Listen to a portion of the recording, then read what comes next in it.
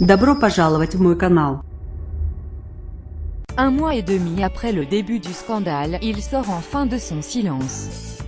Dans un long entretien au journal du dimanche, Emmanuel Beignet, le PDG de Lactalis, a assuré avoir eu avant tout à l'esprit les conséquences de cette crise sanitaire pour les consommateurs. Portrait plus grand que Lactalis. Emmanuel Beignet, un si mystérieux patron après la rencontre vendredi à Bercy entre Emmanuel Beignet et le ministre de l'économie, Bruno Le Maire. Le groupe Lactalis avait ordonné la reprise de tous les lots de lait infantile produits dans son usine de Grand-Mayenne, élargissant encore les rappels successifs lancés depuis début décembre. Ils savent qu'il faut tous retirer des rayons. Le patron du groupe a affirmé avoir lui-même proposé au gouvernement cette mesure qui s'étend à 83 pays.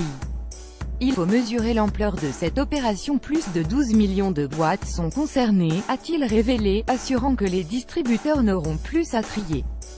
Ils savent qu'il faut tous retirer des rayons. 35 enfants atteints de salmonellose ont été diagnostiqués en France après avoir consommé un lait ou un produit d'alimentation infantile de l'usine Lactalis incriminée, selon les derniers chiffres officiels au 9 janvier.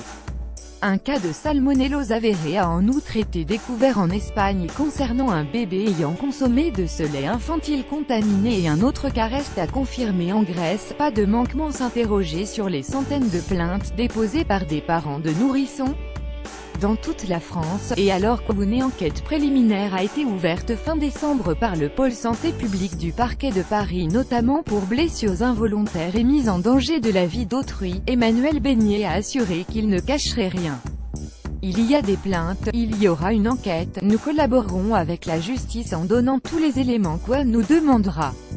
Nous n'avons jamais pensé agir autrement, a-t-il promis, et la contamination à la salmonelle dans l'usine de Cran avait été révélée début décembre au public. Selon le PDG de Lactalis, les résultats des analyses situent le problème probablement au cours du premier semestre 2017. Or, au premier trimestre, nous avons fait des travaux dans cette usine.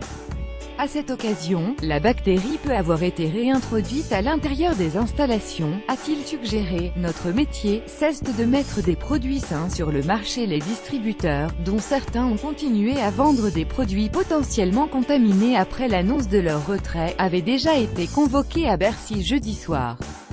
Le patron des centres Leclerc, Michel-Édouard Leclerc, a évoqué jeudi une défaillance des services de l'État. Lire aussi plus grand que Salmonelle, comment l'affaire Lactalis éclabousse la grande distribution aujourd'hui. Nous nous concentrons sur nos responsabilités et pas sur celles des autres, a répondu le patron de Lactalis, qui n'a pas voulu désigner de responsable.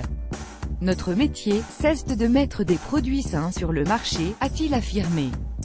Si cela n'a pas été le cas, c'est notre responsabilité, a-t-il reconnu, soulignant toutefois qu'à son sens, il n'y a pas eu de manquement de notre part sur les procédures. Les contrôles déjà effectués ont permis de retrouver des boîtes de lait potentiellement contaminées dans des supermarchés, mais aussi dans des pharmacies, des crèches et des hôpitaux. C'est le rappel des lots de lait infantile en 3 étapes en décembre qui a semé la zizanie.